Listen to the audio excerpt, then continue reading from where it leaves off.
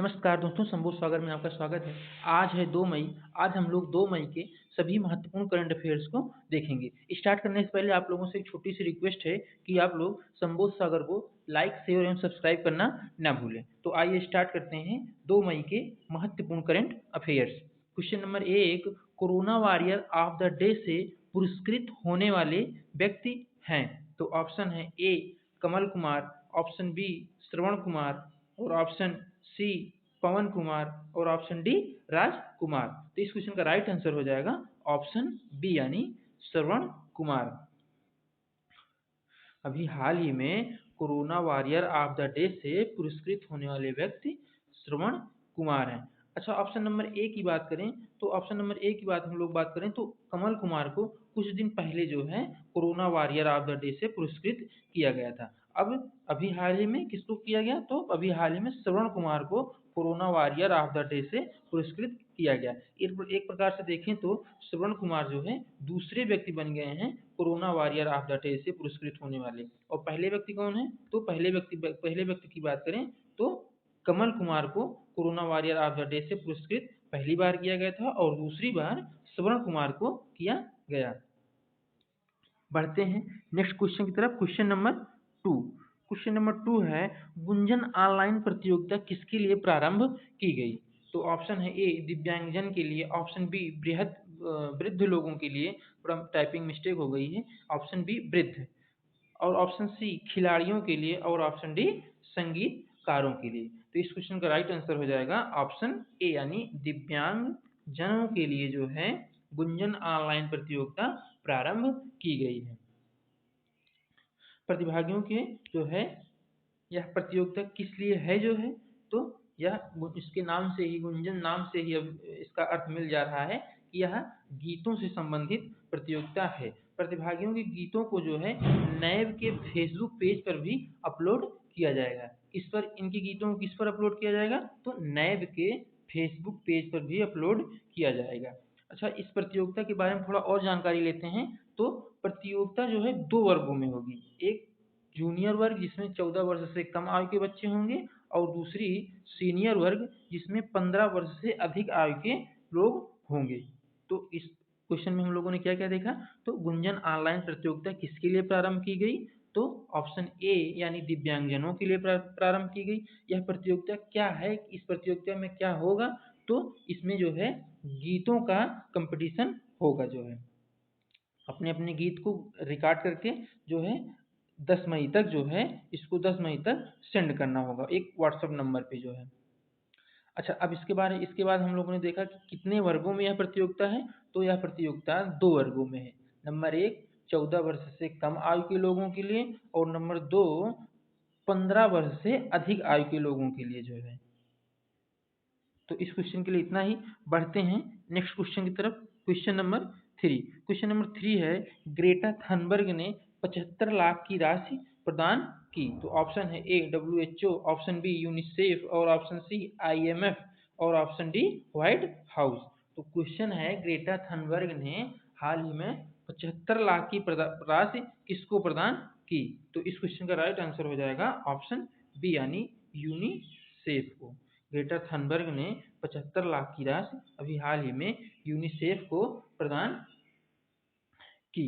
अच्छा, अब बात आई है यूनिसेफ की, तो यूनिसेफ के बारे में हम लोग थोड़ा जान लेते हैं। उससे पहले हम लोग जान लेते हैं कि ये 75 लाख की राशि ग्रेटा थनबर्ग ने किस लिए दिया। तो जो है अभी हाल ही में कोविड-19 जैसी वैश्विक महामारी के चलते जो है उसमें सहायता के लिए ग्रेटा थनबर्ग ने यूनिसेफ को 75 लाख की राशि प्रदान की। किसके लिए? कोविड-19 जैसी वैश्विक महामारी में सहायता प्रदान करने के लिए। अब बात करते हैं यूनिसेफ की। तो यूनिसेफ की स्थापना 11 दिसंबर जो है 1946 यानी 1946 में की गई थी। अच्छा, इसके हेडक्वार्टर की बात करें तो हेडक्वार्टर इसका न्यूयॉर्क में है। अब बात कर लेते हैं इसकी फुल फॉर्म की, यूनिसेफ के फुल फॉर्म की। यूनिसेफ को फुल फॉर्म की बात करें तो United nation international children emergency fund है। तो यूनिसेफ के बारे में हम लोगों ने क्या-क्या देखा कि अगर इसकी स्थापना की बात करें तो जो है यूनिसेफ की स्थापना 11 दिसंबर 1946 में की गई थी। और इसके हेडक्वार्टर की बात करें तो यूनिसेफ का हेडक्वार्टर न्यूयॉर्क में स्थित है। वहीं अगर इसके फुल फॉर्म की बात करें तो United nation international children emergency fund है जो है। इस क्वेश्चन के लिए इतना ही। बढ़ते हैं नेक्स्ट क्वेश्चन की तरफ। Question number 4। क्वेश्चन नंबर 4, हाल ही में किस व्यक्ति ने लॉकडाउन को फांसीवाद बताया है? तो ऑप्शन है A Elon Musk, option B Javed Akhtar, option C Mahesh Bhatt और ऑप्शन डी इमरान खान। तो इस क्वेश्चन का राइट आंसर हो जाएगा ऑप्शन ए यानी एलन मस्क ने जो है, एलन मस्क ने लॉकडाउन को फांसीवाद बताया है की उपाधि दी है। अच्छा, एलन मस्क की बात करें तो यह टेस्ला कंपनी के चीफ हैं। इन्होंने लॉकडाउन को फांसीवाद बताया है। किस कंपनी से संबंधित हैं ये एलन मस्क? तो टेस्ला कंपनी के चीफ हैं ये। बढ़ते हैं नेक्स्ट क्वेश्चन की तरफ। क्वेश्चन नंबर 5, पहल प्रोजेक्ट है।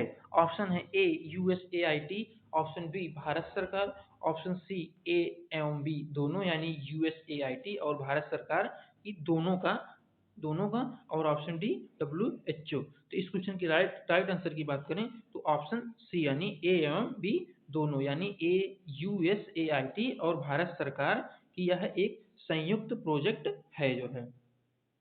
इसी प्रोजेक्ट के तहत जो है यूएसएआईटी ने अभी हाल ही में भारत सरकार को 22.5 करोड़ रुपए की राशि सहायता के रूप में राशि प्रदान की जो है। अच्छा, अगर यूएसएआईटी की बात करें तो यह एक अमेरिकी सरकार की एक संस्था है। यूएसएआईटी अमेरिकी सरकार की एक संस्था है। यह पहल जो है यानी पहल प्रोजेक्ट जो है स्वास्थ्य से जुड़ी यह परियोजना इस वैश्विक महामारी से शोध के लिए वित्तीय संसाधन जुटाना है। यानी इसका मकसद क्या है पहल प्रोजेक्ट का? वैश्विक महामारी में शोध के लिए वित्तीय संसाधन जुटाना है इसका मुख्य उद्देश्य। किसका? पहल प्रोजेक्ट का। किसका प्रोजेक्ट है? यूएसएआईटी एवं भारत सरकार दोनों की एक संयुक्त पहल है, संयुक्त प्रोजेक्ट है ये जो है।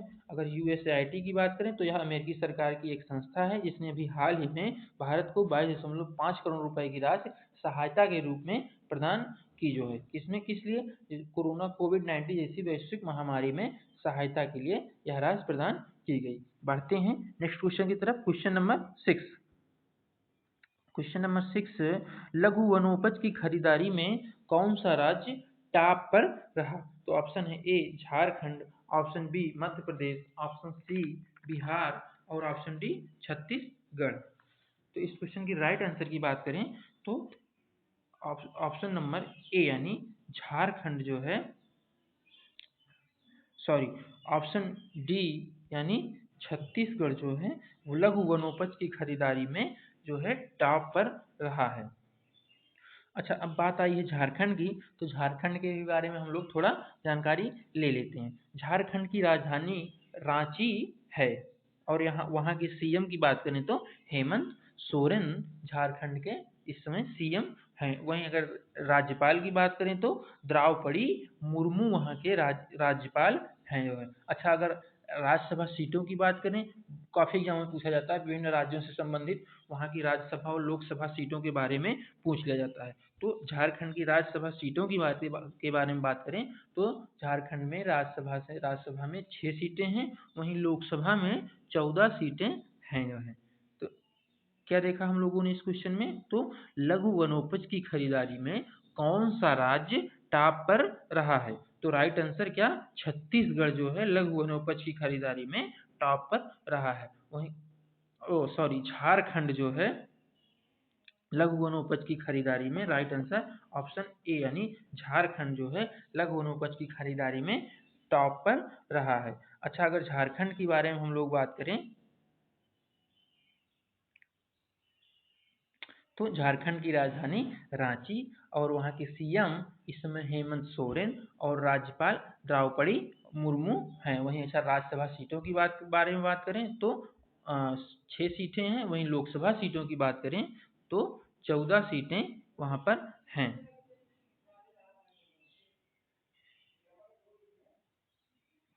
बढ़ते हैं, नहीं इस क्वेश्चन के लिए थोड़ा मिस्टेक हो गया। इस क्वेश्चन का राइट आंसर की बात करें तो यहाँ पे छत्तीसगढ़ ही होगा जो है। लघु वनोपज की खरीदारी में जो है छत्तीसगढ़ राज्य टॉप पर रहा है। बढ़ते हैं नेक्स्ट क्वेश्चन की तरफ। क्वेश्चन नंबर 7, द 100 लीग किस खेल से संबंधित है? तो ऑप्शन है A football, option B rugby, option C cricket और ऑप्शन डी गोल्फ। तो इस क्वेश्चन का राइट आंसर हो जाएगा ऑप्शन सी यानी क्रिकेट। द 100 लीग क्रिकेट से संबंधित है जो है। यह जो है इंग्लैंड की एक लीग है जो 100 गेंदें प्रति टीमों को मिलती हैं। कितनी गेंदें? तो प्रति टीम को जो है 100 गेंदें प्राप्त होती हैं द 100 लीग में, इसीलिए इसका नाम भी द 100 लीग रखा गया है। अच्छा, इसलिए चर्चा में क्यों आया है? तो इसको जुलाई में होना था जो 1 साल के लिए स्थगित कर दिया गया है। तो ये लीग किस खेल से संबंधित है? तो राइट आंसर की बात करें तो क्रिकेट। कहाँ से संबंधित है? तो इंग्लैंड में यह लीग होती है जो है। इसमें 100 वाले यानी 100 गेंद बॉल प्रति टीम को प्रदान की जाती है। बढ़ते हैं नेक्स्ट क्वेश्चन की तरफ। Question number 8, Fed Cup heart पुरस्कार से नामित होने वाले पहले भारतीय बन गए हैं? तो ऑप्शन है A Sania Nehwal, option B Sania Mirza, option C PV Sindhu और ऑप्शन डी की बात करें तो युवराज सिंह। तो इस क्वेश्चन का राइट आंसर हो जाएगा ऑप्शन बी यानी Sania Mirza. Fed Cup heart पुरस्कार में नामित होने वाले जो है पहले भारतीय सानिया मिर्जा बन गई हैं। अच्छा, सानिया मिर्जा की बात करें तो इन्हें एशिया ओसानिया क्षेत्र से इंडोनेशिया की प्रिस्का मेडेलिन नुग्रोहो के साथ नामित किया गया है। क्वेश्चन पूछ लिया जा सकता है कि इनको किसके साथ नामित किया गया है? तो प्रिस्का मेडेलिन नुग्रोहो के साथ इनको नामित किया गया है। अच्छा, पुरस्कार कैसे ये विजय कैसे किस तरह से ये निर्धारित होगा कि किसको प्रदान किया गया? तो उसकी बात करें तो यह पुरस्कार के विजेता का फैसला जो है ऑनलाइन वोटिंग के आधार पर की जाती है या की जाएगी। किस आधार पर? तो ऑनलाइन वोटिंग के आधार पर पुरस्कार विजेता का फैसला किया जाएगा। यह फेड जो है इस साल फेड कप हार्ट पुरस्कार का 11वां सत्र होगा। कौन सा सत्र? क्वेश्चन पूछ जा सकता है कि इस साल आयोजित होने वाला फेड कप हार्ट पुरस्कार का कौन सा सत्र है? तो यह राइट आंसर 11वां सत्र हो जाएगा। बढ़ते हैं नेक्स्ट क्वेश्चन की तरफ। Question number 9, question number 9, Pradeep Kumar Banerjee किस क्षेत्र से संबंधित थे? तो ऑप्शन है ए पत्रकार, ऑप्शन बी खिलाड़ी, ऑप्शन सी वैज्ञानिक और ऑप्शन डी संगीतकार। इस क्वेश्चन का राइट आंसर हो जाएगा ऑप्शन बी यानी खिलाड़ी थे जो है। प्रदीप कुमार बनर्जी एक फुटबॉल के खिलाड़ी थे जिनका अभी हाल ही में निधन हो गया जो है। तो प्रदीप कुमार बनर्जी किस क्षेत्र से संबंधित थे? तो यह एक फुटबॉलर थे। बढ़ते हैं नेक्स्ट क्वेश्चन की तरफ। क्वेश्चन नंबर 10, क्वेश्चन नंबर 10, खुल्लम खुल्ला किसकी आत्मकथा है?